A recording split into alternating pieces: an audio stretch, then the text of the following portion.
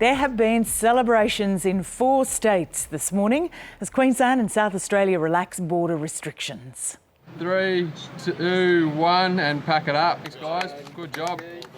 Queensland Police ceremonially lifted their road checkpoints at midnight, 251 days after they went up. The champagne flowed as locals toasted to hassle-free travel between Tweed Heads on the New South Wales side of the border and Coolangatta in Queensland. There have also been plenty of smiles and some tears at airports as quarantine-free travel from Greater Sydney and Victoria resumed this morning. And in South Australia, authorities have lifted restrictions with neighbouring Victoria. We'll take you to South Australia in just a moment, but first let's bring in Michael Rennie. He's at Brisbane Airport, a very busy Brisbane Airport, and Alexia Atwood at the equally busy Sydney Airport. Good morning to both of you. Michael, starting with you, describe the scene there. Fantastic scenes we've just seen as the first flight arrived from Sydney. Not too long ago, we saw people just, overwhelmed, many of them as they got off the flight, probably because of all the attention that was on them as they came off that plane. But I spoke to so many people that were very excited. Had been months and months away from being in Brisbane and had been stuck down for either work reasons or because they live in Sydney, and then just not being able to get back and see family. And that's what people are looking forward to at the moment in December, is being able to see family. We see a flight here behind me actually boarding now. That's heading to Sydney. A lot of people, it looks like they're heading off for business travel and that type of thing. But jubilant scenes here only moments ago. Let's have a listen to some of the people who just got off that flight from Sydney.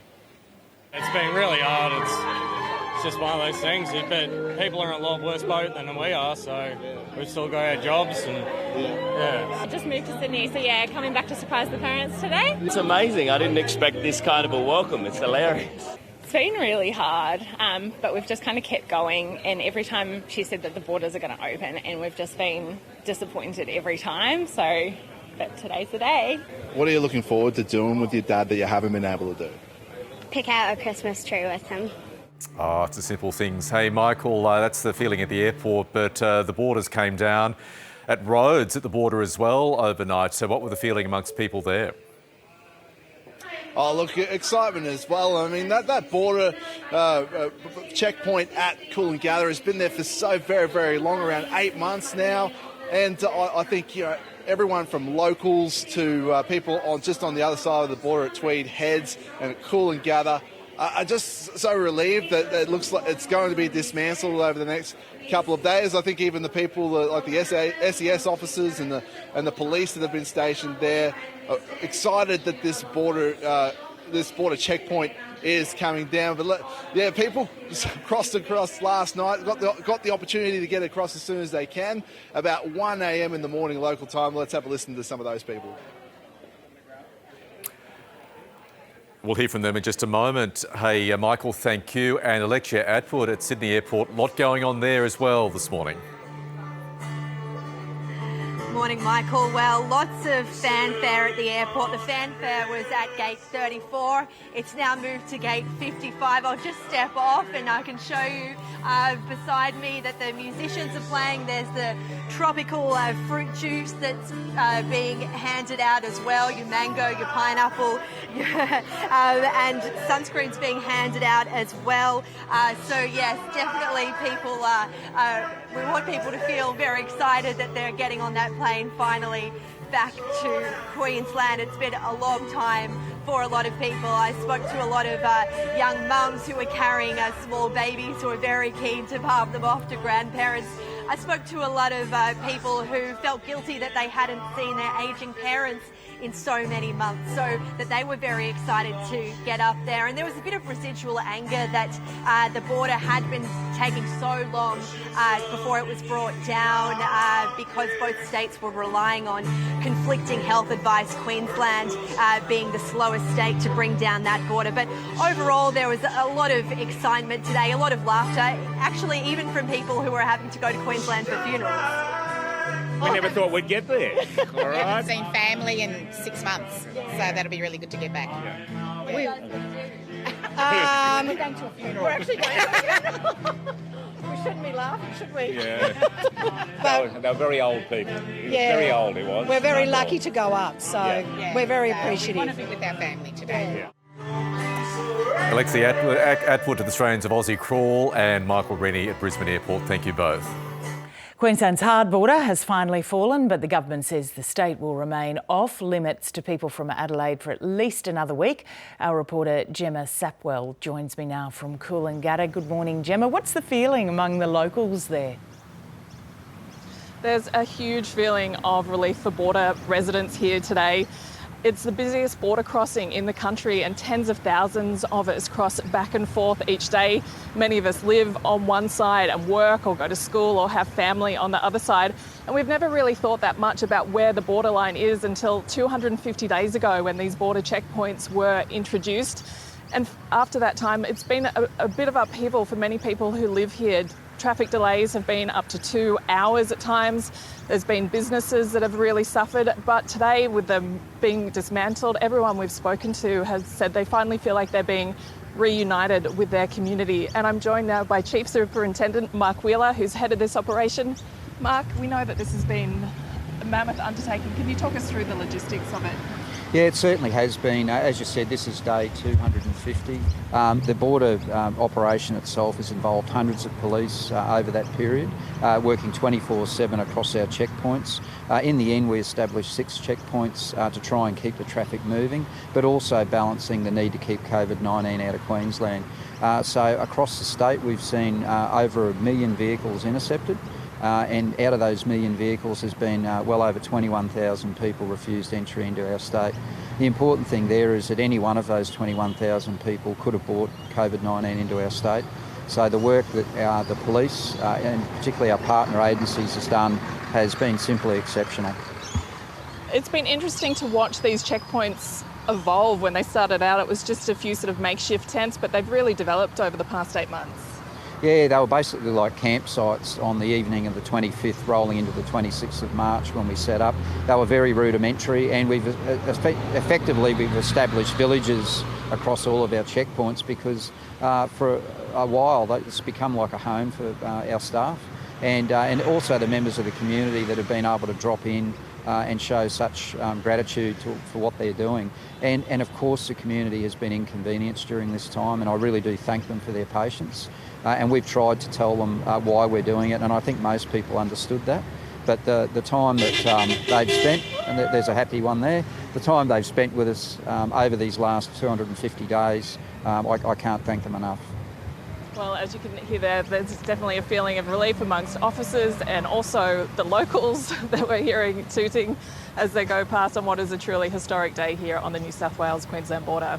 Gemma, I've been aware of it very personally. I've got my brother and his wife on one side, their children and grandchildren on the other. I've been hearing all about it, but thank you very much for letting us know. Thank you.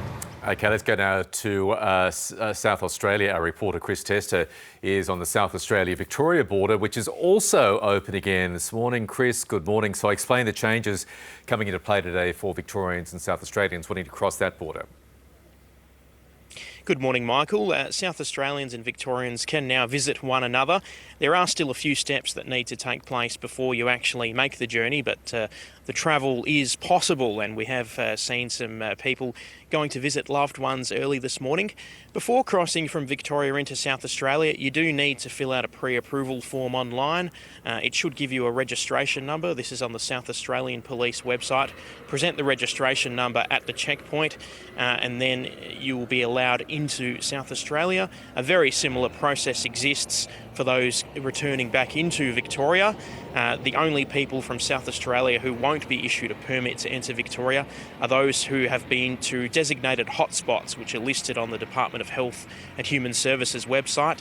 And those hotspots correspond to the exposure locations that SA Health is concerned about with its own coronavirus cases. OK, but just a really good day, isn't it, Chris, for those people on either side of the border with their appropriate permits now being able to visit family and friends in either state?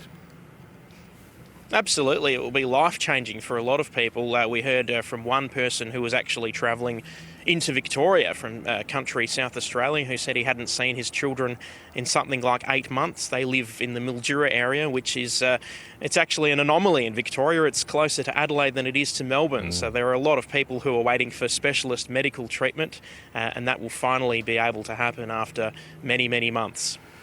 Very good day for so many people. Chris Tester, thank you. It's a particularly exciting day in Cairns in Queensland's far north. We're joined by reporter Christy Sexton-McGrath, who is at Cairns Airport where the welcoming committee is getting set up. Christy, good morning to you. So take us through the scene there. Good morning, Michael. Well, things are certainly starting to pick up here at the Cairns Airport, where there's very much a celebratory feel. A plane load of passengers is due to arrive from Melbourne in about an hour's time. So tourism groups and the Cairns Airport are well and truly laying out the red carpet for those passengers. There's flowers, there's tropical fruit platters, and there's also a very special welcoming party, including Eliza Ryan, a little 10-year-old girl who's dressed as a cassowary to meet the passengers. I do feel pretty special because cassowaries are actually one of my favourite animals, and I find it fluffy too to be in this, and it's not like hot either. It's just like sitting on me with some straps. That was Eliza Ryan there. Isn't she gorgeous? She's actually very excited because her cousins are coming up on that flight from Melbourne. She hasn't been able to see her family for a year, so it's extra special for her. And I guess, look, there is a serious side to all of this. Far North Queensland is very heavily reliant on tourism. It is our number one industry. It's an industry worth $2.5 billion, and it employs 1 in every 5 people up here. And in regards to the Sydney and Victorian visitors, they normally inject around $50 million into the local economy each year. Do we know how many tourists have started heading up so far? Local businesses obviously very keen, as you say, Christy, to have the tourist dollars flowing again. Absolutely. Well, you know, the people that I've been speaking to, really, from Cairns all the way up to the tip of Cape York, have been saying that the phones are ringing off the hook. They're getting lots of emails, particularly from Victorian tourists wanting to break out of the bubble and come up to beautiful far north Queensland. There was one hotelier in Port Douglas that I spoke to late last week, and she said that she was averaging about 2 rooms a night. She is now fully booked up until March, so that's some good news. Christy Sexton-McGrath, wish you all the well there in Cairns and in particular, as you say, all those local businesses too. Thank you.